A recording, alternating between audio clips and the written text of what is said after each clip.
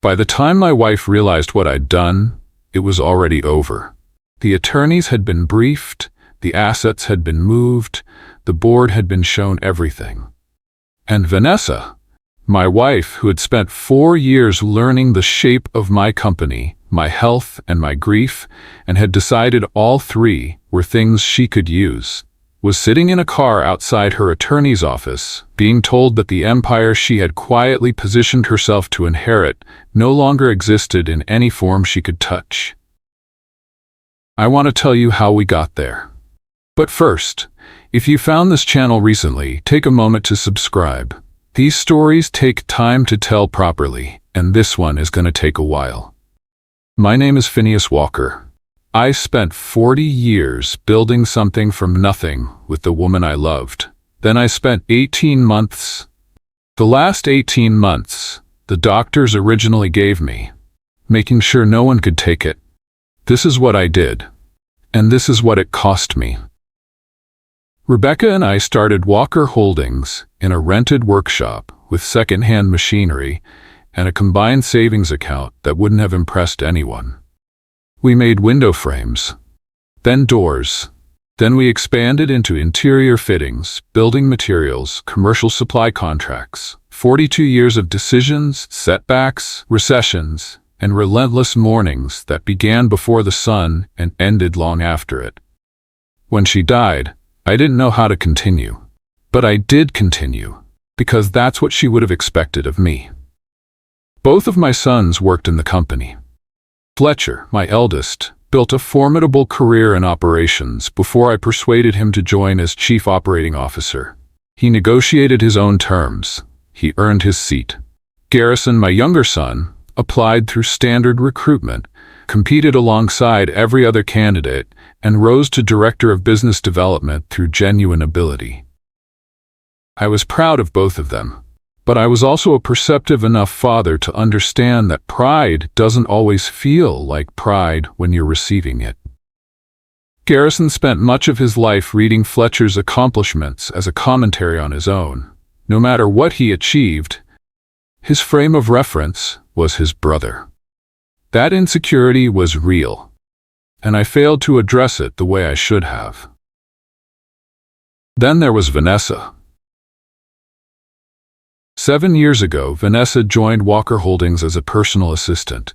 She came highly recommended by someone whose judgment I trusted, and she quickly proved the recommendation was well-deserved. She was organized, discreet, intelligent, and entirely unafraid of hard work. Vanessa always seemed to know what I needed before I realized I needed it myself. A document would already be on my desk before I asked for it. A problem would be solved before it reached me. Somewhere along the way, I began to mistake that instinctive efficiency for emotional connection. Vanessa rose to executive assistant. She sat in on strategy sessions. Executives deferred to her schedule. And somewhere in the loneliness that followed Rebecca, I came to believe Vanessa understood me in a way few people ever had. 4 years ago, I married her. The first time chemotherapy left me unable to stand for more than a few minutes.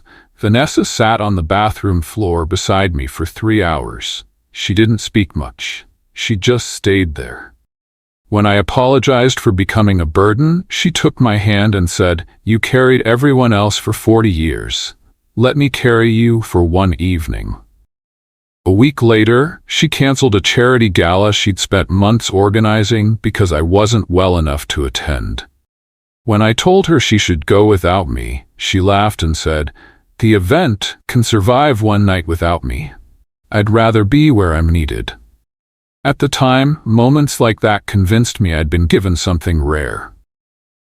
Vanessa had a habit of giving me coffee every morning. Same mug, same blend. By the time I came downstairs, it would already be waiting on the kitchen island. Some mornings she'd be reading the news. Other mornings she'd be standing by the window, watching the sunrise over the garden.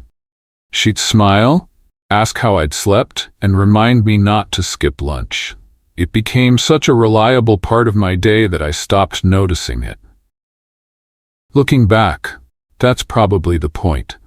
The things we trust most are often the things we examine least. I want to be honest about something because this story doesn't make sense without it.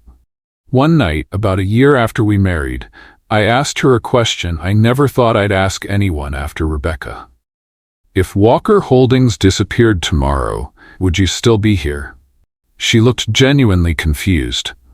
As opposed to where? The company, the money, everything. She laughed softly and reached across the table for my hand. Phineas, I married you, not a balance sheet. At the time, I believed her without hesitation. In hindsight, that's what hurts the most. I didn't fall in love with Vanessa the way younger men fall in love. There was no single moment, no evening I could point to and say, that's when it happened. It was slower than that, quieter. The kind of thing that happens to a man who has spent years being competent and respected and profoundly, privately, alone. She asked me once, about 8 months after she joined the company, what Rebecca had been like. Not as a conversation starter. She'd been filing something, half her attention, elsewhere, and she asked it the way you ask about something you've been wondering about for a while, and finally decided to say out loud. I told her. More than I expected to. She didn't offer anything in return. No sympathy, no comparison, no attempt to fill the silence when I finished. She just nodded, as if what I'd said deserved to sit for a moment before the world moved on. I thought about that conversation for 3 days afterward. The morning I decided I was going to marry her, I was sitting in the same office. She'd left a meeting summary on my desk before I arrived, flagged 2 items she thought I'd want to address before the afternoon, and left a note at the bottom in her handwriting that you'll want coffee before the Hargreaves call. I already told them 2 p.m. I read it twice. Then I sat back and understood that what I felt wasn't gratitude or admiration or the comfortable dependency of a man who relies on someone good at their job. It was something I hadn't felt in a very long time. I should have been more careful with it. She resigned her formal position immediately we got married. Her idea, which I respected. She knew how strongly I believed that family and business should remain separate wherever possible. She said she never wanted anyone to wonder whether her influence came from her position or from her marriage to me. At the time, that decision only deepened my admiration for her. What I didn't fully appreciate was that stepping back from a title and stepping back from influence are entirely different things. One evening, not long after the wedding, I was working late in my home office when Vanessa stepped in carrying a glass of water. She smiled, told me I was working too hard, and set it down beside me before turning to leave. On her way out, she paused at the desk, just for a moment, and straightened Rebecca's photograph with 2 fingers. The gesture was so careful it almost looked like tenderness. But she didn't look at the image. She looked at the frame. The way you look at something you've decided belongs somewhere else. I noticed. I said nothing.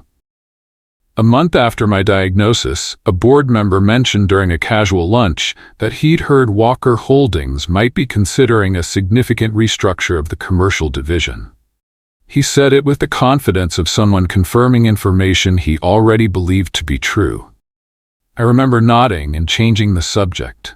The problem was that the restructure had been discussed in exactly one private meeting. A private meeting. Yet somehow the information had traveled. I filed it away. 2 months later, our head of logistics resigned unexpectedly.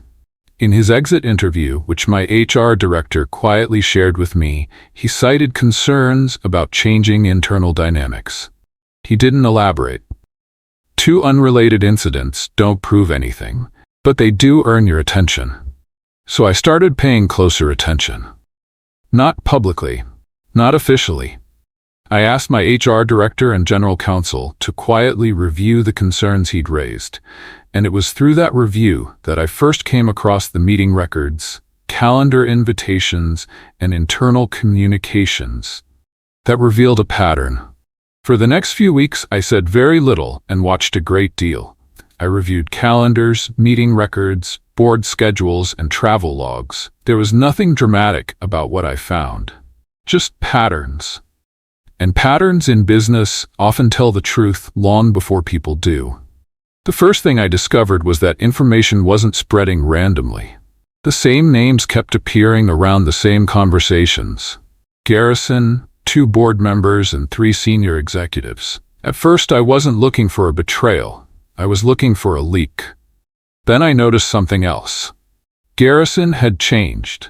Not dramatically, but enough to catch my attention. He had always challenged me when he disagreed with me. That wasn't unusual. What was unusual was how precise his arguments had become. He was arriving at meetings already prepared for conversations that hadn't happened yet, countering positions before I voiced them and anticipating decisions before they were made. The first time, I ignored it. By the 5th, I couldn't. So I dug deeper. What I found wasn't a smoking gun. It was a pattern. Private lunches became recommendations. Recommendations became strategy. Strategy somehow became consensus. The same people kept appearing around the same discussions, and sitting quietly in the middle of all of it was a name I hadn't expected to see. Vanessa.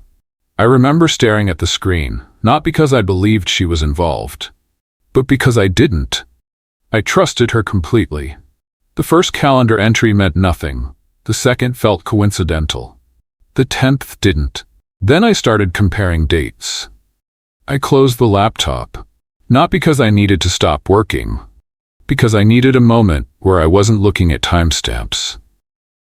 There had been a weekend, about 8 months into the marriage, when we drove up to a small property I owned near the coast. No staff, no schedule. Vanessa had packed a bag the night before and left a handwritten list on the kitchen counter of everything she was bringing, with a note at the bottom that said, "I'm also bringing you, whether you like it or not." I'd laughed at that. I hadn't laughed easily in years. We ate dinner on the terrace the first evening, watching the light go flat over the water. She'd found a bottle of something I hadn't known was in the cellar and poured 2 glasses and said, without looking at me, "Rebecca chose well, the man and the view, both." I didn't know what to do with that, so I just sat with it. That was the weekend I stopped waiting for the marriage to feel like a mistake. I opened the laptop again. The timestamp read 8:47. One meeting had been arranged at 8:47 on a Tuesday morning. At 8 o'clock that same morning, Vanessa had poured coffee across the breakfast table and smiled when I complained about an upcoming board meeting. 47 minutes later, she was coordinating a private meeting involving Garrison and 2 board members. I stared at the timestamp for a long time, not thinking about the meeting but about breakfast. As I kept digging, the pattern became harder to ignore. One meeting followed a weekend away together. Another followed a charity dinner. A third came after an evening she'd spent reassuring me not to worry about the future. After a while, I stopped seeing meeting invitations. I started seeing memories. Then I found one that stopped me cold. 3 days earlier, she'd reminded me that she had married me, not a balance sheet. That's the part I've turned over most in the months since. Not the betrayal itself, but the certainty. The absolute, total absence of doubt in me. 3 days after that conversation, she was coordinating another private meeting involving Garrison and several of the same people whose influence inside the company had been quietly growing for months. I checked the date twice, then a third time. By then, the picture had become impossible to ignore. The final piece came by accident. I arrived home earlier than expected one afternoon and found Vanessa in the garden speaking on the phone. She hadn't seen me, and I only caught a few sentences before I realized I shouldn't have been hearing any of them. But a few sentences were enough. "Of course I'm being patient," she said. Then she laughed. "You don't rush something like this." There was a brief pause before she spoke again. "Once everything is settled, none of this will matter anyway. I stood there for a long time after the call ended, not because I'd learned something entirely new, but because I'd finally stopped looking for another explanation. Vanessa had been cultivating relationships with 3 senior executives, 2 board members, and, most significantly, Garrison. And Garrison and I, who had never been effortless but had always been honest, had begun to argue. Properly argue. About succession, about direction, about what Walker Holdings should become after me. The phrase "after me" landed differently once I understood what they believed was coming. That was the moment everything changed. Not because I finally understood what they were doing, but because I finally understood who they were willing to become to do it.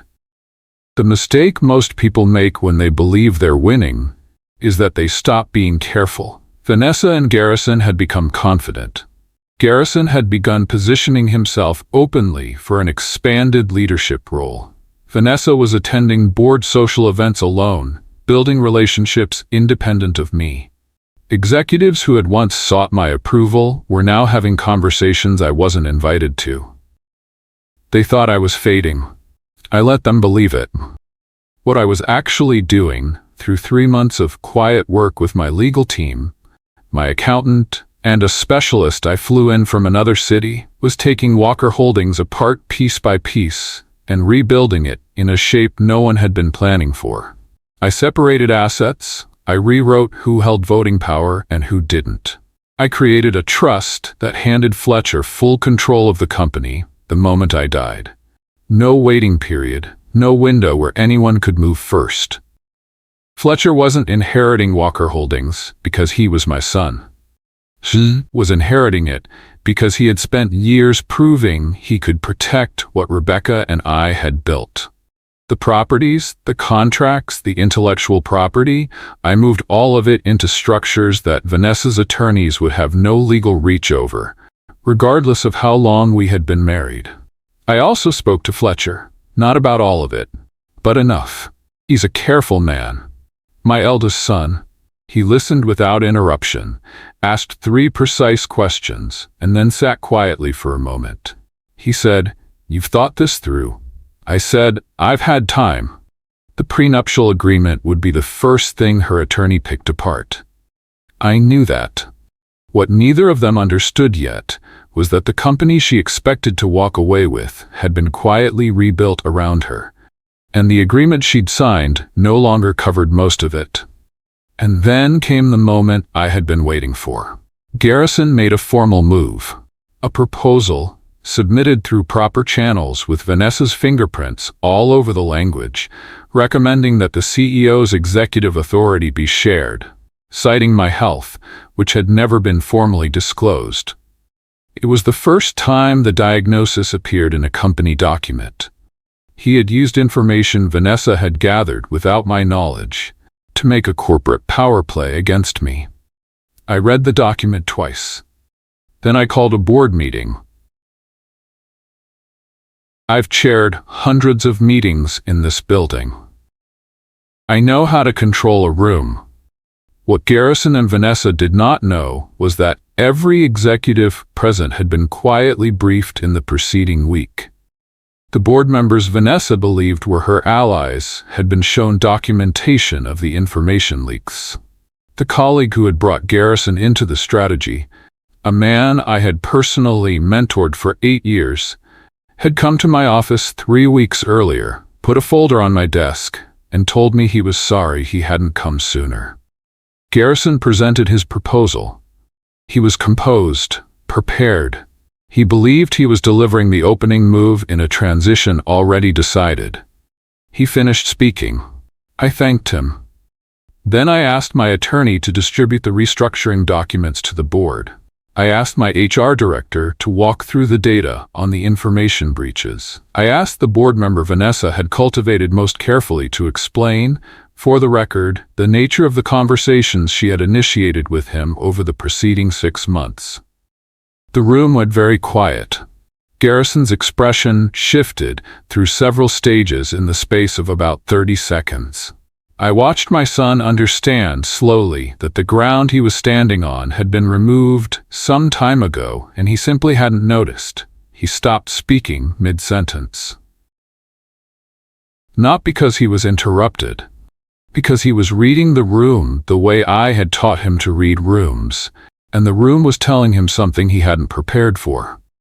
I watched him look at the board members he believed were positioned in his corner, then at the documentation being distributed.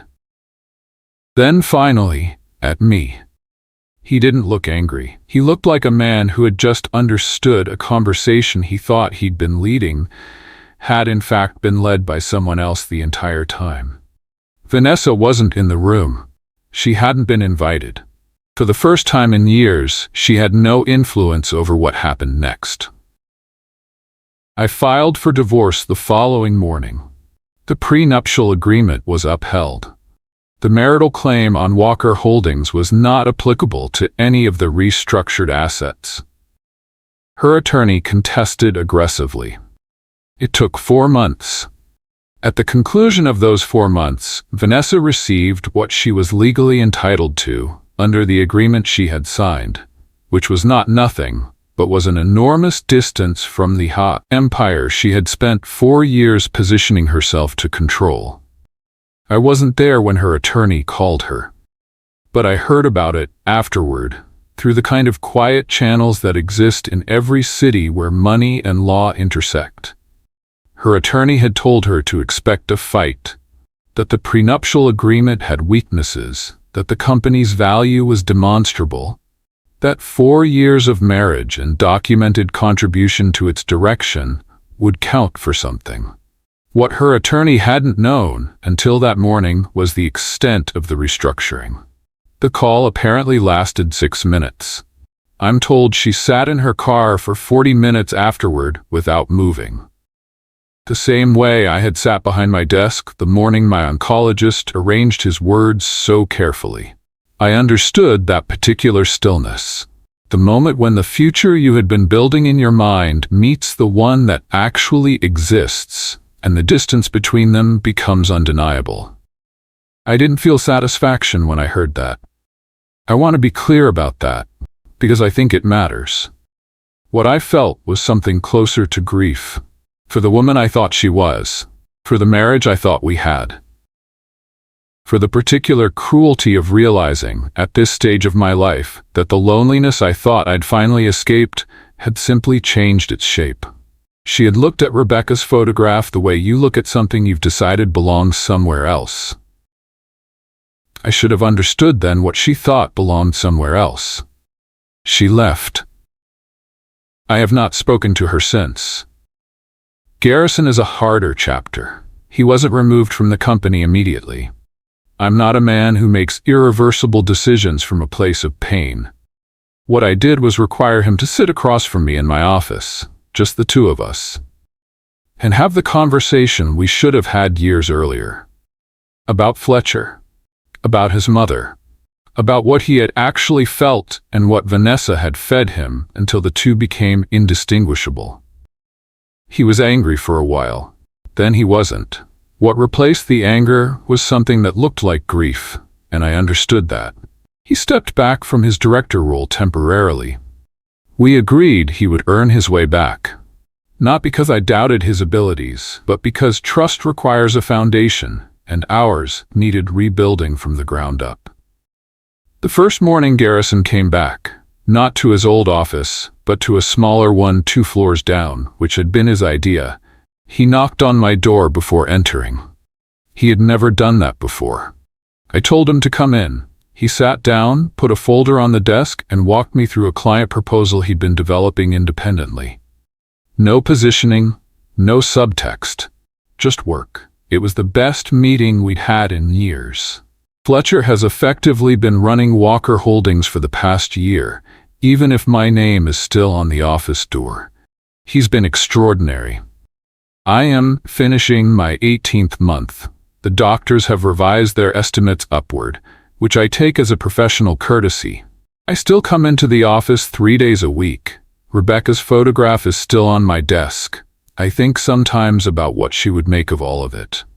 The betrayal, the restructuring, the quiet months of work I did while the people around me thought I was fading. I think she would have understood exactly why I did it the way I did it. We built this together of it. Every difficult morning and every setback and every year we chose to continue when continuing was hard. No one was going to take that from us. Not while I still had moves left to make. If you enjoyed this story, subscribe to the channel for more stories of love, betrayal, and the people who refuse to surrender what they've built. Thank you for listening, and I'll see you in the next one.